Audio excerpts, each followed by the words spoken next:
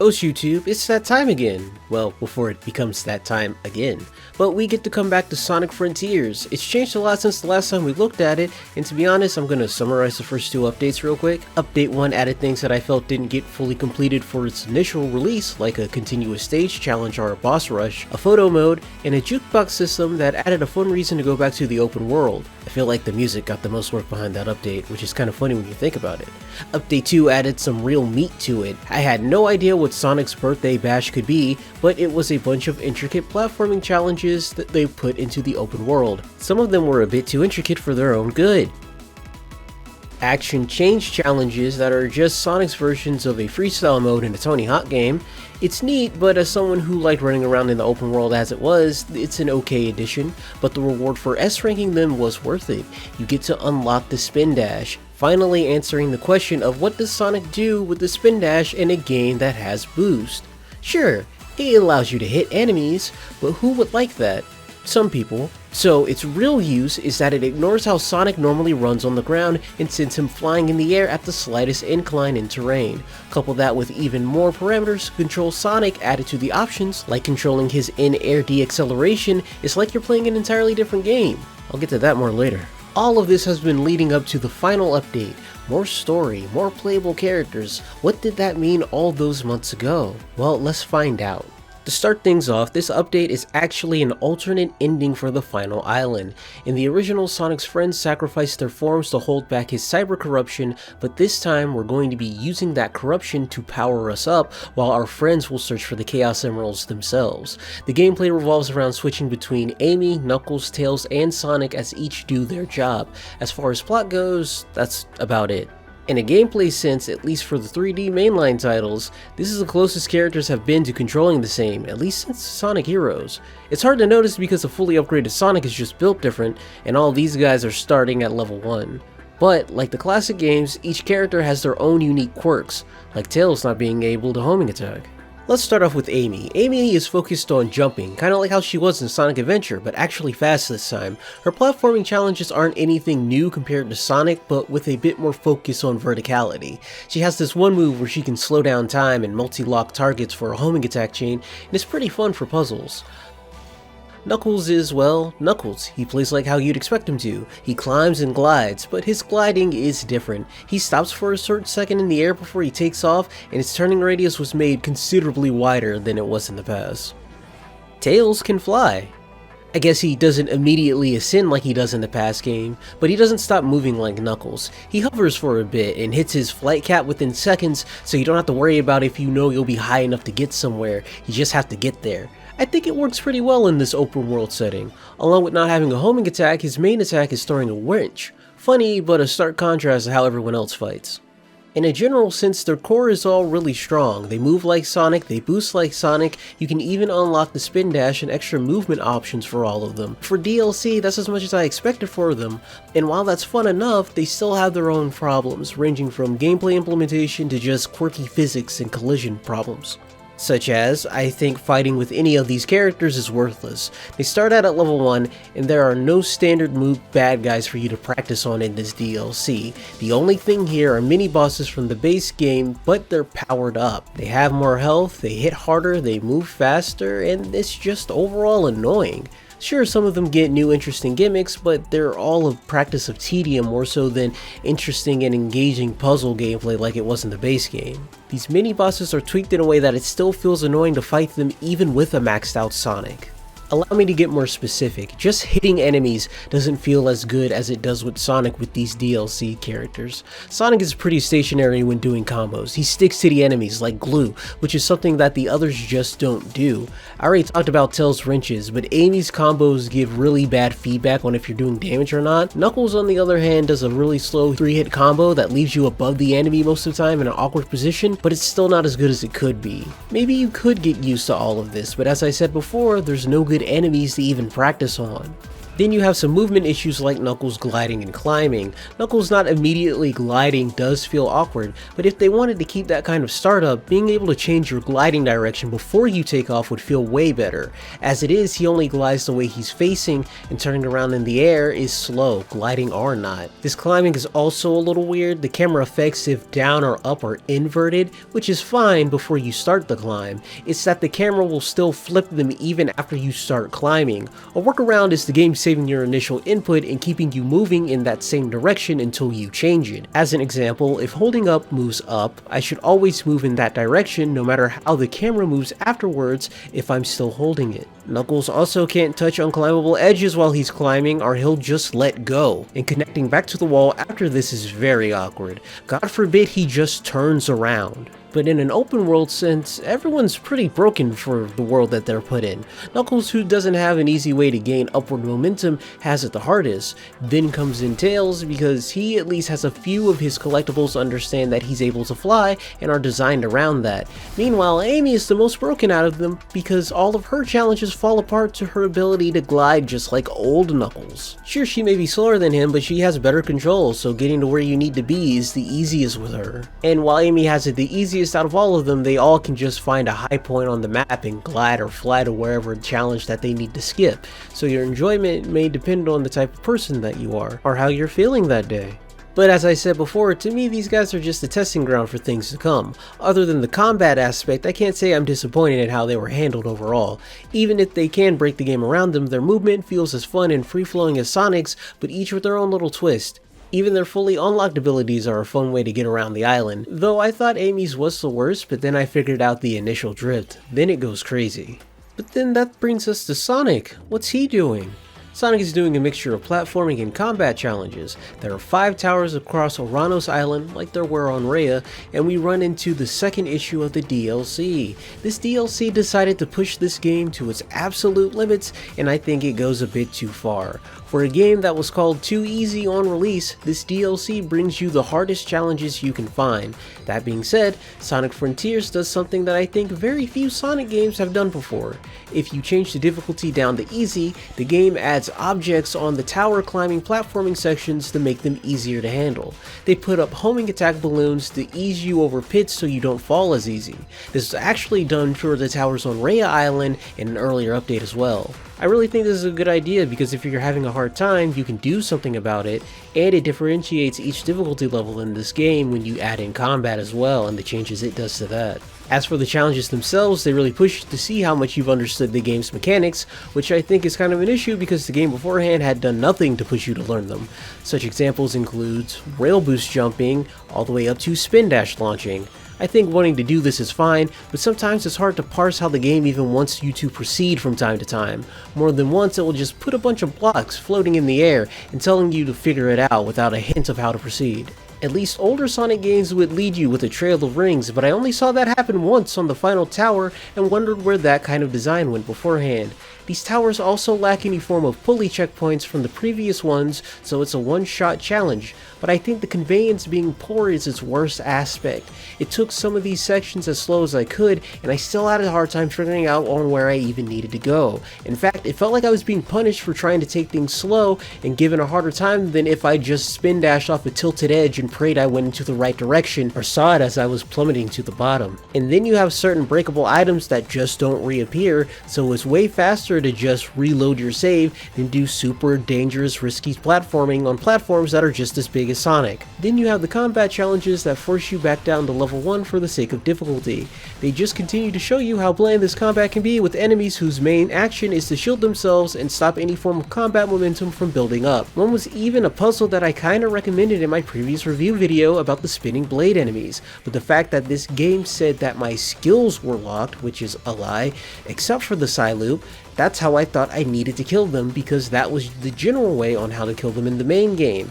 And while you can do that, that's the worst way to do that mission, and my way of parrying their blades was right, but it's so strict that I thought I was wrong until I tried again with one little trick. They took an idea that I came up with for fun and made it frustrating, and that feels bad. To be honest, that feeling is all over these combat challenges. There's another one with the dog type enemies, the only ones where the electric stomp move is really useful, but they move so fast you can't do it and you just have this bland parry challenge. But like with the platforming, changing the game down to easy, you'll have a softer time.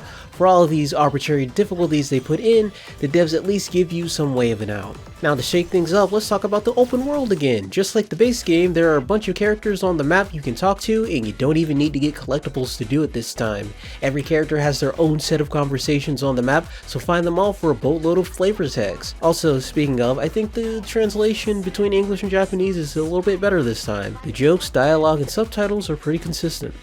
A collectathon still has to collect, so there's a bunch of normal items on the map too.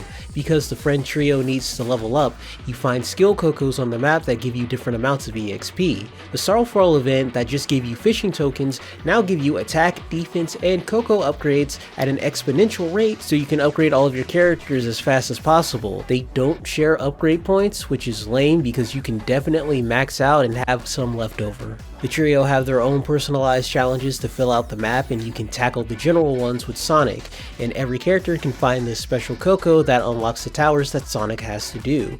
If you somehow haven't found enough, they are given to you as rewards for the new cyberspace levels in this DLC. That means there are 9 completely brand new levels that you don't even need to play because there are a buttload of these little cocos on the map. I feel like the developers took a lot of things personally with this new DLC and they got it all out. This game's too easy. Can you really beat the game and not go to a single cyberspace level? Well, now you can. While these aren't the hardest stages in Sonic history, they also push this game to its limits. They are practically built around the spin dash, both positively and negatively. Some of them pretty much run into the same problems I had in the open world challenges, but most of them are straightforward enough to get through. As an example, there's a level where it's expecting you to dash off ramps, but because the stage is so open, it's hard to figure out where to go. I died over 10 times before I noticed that the ramps extended themselves to a side that they want you to shoot off of and focus on. Clever, but a bit too subtle. In fact, a lot of these stages are a bit too wide and open for my personal taste, but that's not much of a critique. It's like if Sonic CD was put into 3D. They brought back the number rings and moon rings from previous games, but they at least give you something this time, as in more tower cocos. They added a find the animal friends mechanic where you have to find classic Sonic animals and put them in a safe area while your movement is hindered. I hated it. Combine that with some levels having their own gimmicks, and I think some of these side missions come off as a bit too much. That being said, some of these gimmicks are interesting completely on their own. A special kind of boost that makes you invulnerable. A challenge to keep a high speed while your boost meter fills up. Moon jump level's pretty cool, but some of them aren't always great. Bomb time attack was hard to figure out. I could finish it well enough, but I really couldn't tell what gave me extra time. And after doing all of that, we get to the final tower to reach the end of the game. You switch between everyone twice, and at the end, you can talk to Master King Coco to switch to whoever you want to clean up some loose ends, but you also talk to him to just do the new final boss. Everyone comes together and gives Sonic the emeralds, and we fight the Supreme again before we get the new version of the end. He takes over Supreme's body, but we can't defend ourselves from his attacks. It's time to use the power granted to us from overcoming the trials to become Super Sonic 2. Cyber Sonic? Anyway, we power up and we can now parry his attacks. I think in terms of gameplay, this new final boss fight is pretty bad. At least for the first time. There's a lot that goes into why, so I'm just gonna spoil the entire fight basically. So, to parry the end's attacks, Sonic gains the perfect parry ability. You even get time to test this out in a previous boss rush challenge. My problem with this ability is that it's not a cool new skill, but a restriction on an old one. Sonic's original parry was way too generous, lasting over 10 seconds. This time it can last less than half a second if you're playing on hard mode. Changing the difficulty changes its duration, and honestly, easy mode is where it's at, but this boss just kinda laughs in the face of what a good parry mechanic is and does. A parry is a risky technique that rewards you in some way for pulling it off. This game does that a lot. You get more time for your next action, or you might get a special move on a boss. For most of this boss's attacks, you get nothing other than not taking damage. There's a situation where you can get a little bit of extra out of it, but that has its own problems. I'm not saying that you can't have a parry be your only means of defense in a video game, but that's such a high difficulty spike coming from the base game and literally mostly everything else in this DLC, even the other boss rush. Then wrapping it all up in a new super special move bow kinda pisses me off. The overall design of the final boss of this DLC is one where you have to figure out its gimmick to beat it, which is completely opposite to every other boss in this game.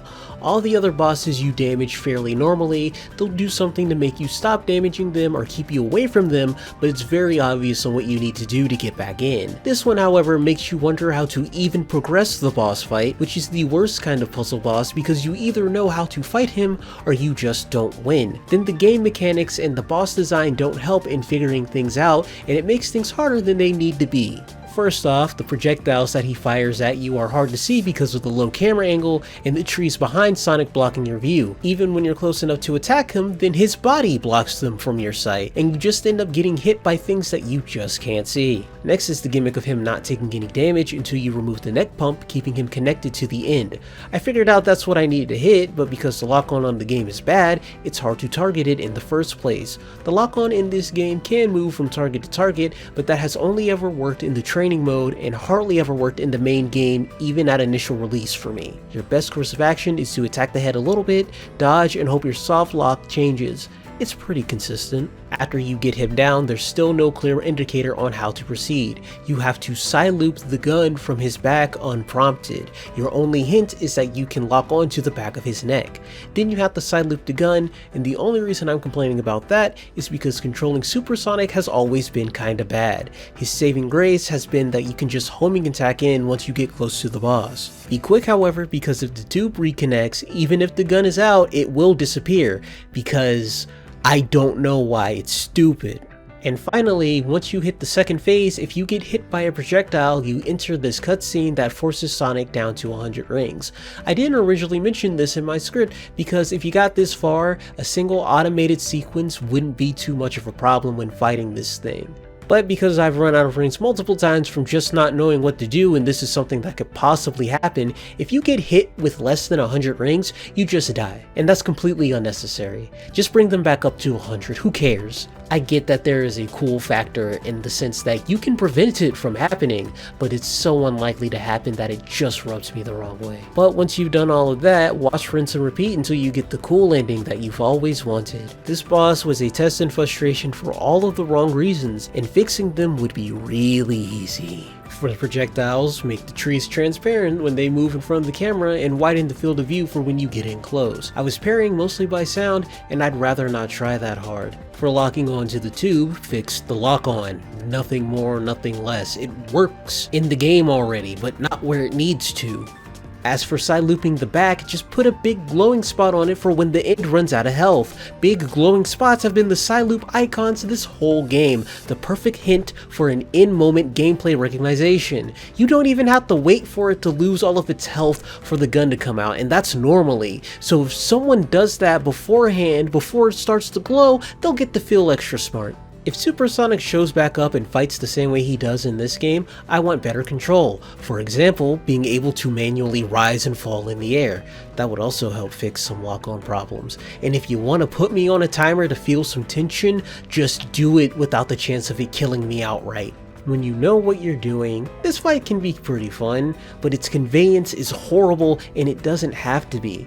To be honest, I don't like this ending more than the original. Sure, it's cooler, but there's less theming. I like the melancholy mood more. Sure, your friends come and help you out with this, but working with the giant robot feels like a better connection to the ancients. The game recommends playing the original ending before this, and you should, but to be honest, in my perfect world, I would have a boss fight similar to this that leads into the original one. But that's the general overview of this DLC of Sonic Frontiers. I might have my complaints, but most of them stem from either them trying something new or trying too hard to make the ultimate final challenge. To be honest, after playing through it once, I felt a little sour on the whole experience. It's only after playing some actual stages and going through them and getting more comfortable that I understand why this DLC probably came out the way that it did. They were trying to make something new. Great. They tried to make something hard. Fine, but it's really that second bit that it feels like they're building on top of a tower where the base is still fine, but the top might fall off.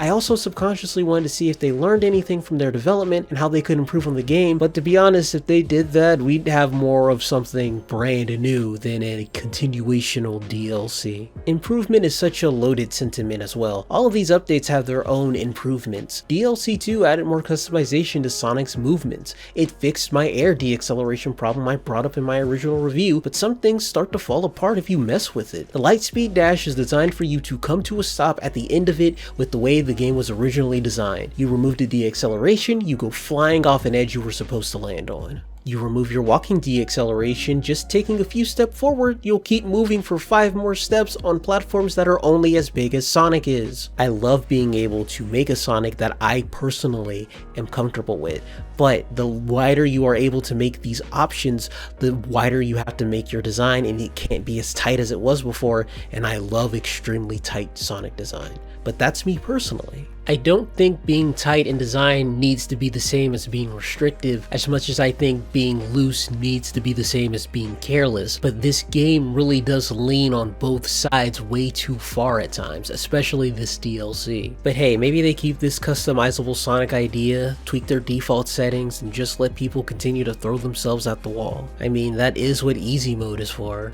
There's a lot of design ideas that I just genuinely like. There's a larger focus on 3D platforming here, though that does make the camera a bit too loose in places where it just won't focus on where it needs to focus. The challenges are super fun, but I don't want to do anything else like collecting flickies or moon medals like I do them. I'd rather have a regular level and then have an extra challenge like the bombs or the continuous boost be the alternate versions like in Sonic Adventure 2 or Sonic Heroes. But if we get more open world games, I wouldn't mind those showing up in the open world area at all, or some of these stage gimmicks being built into them like the moon jump level.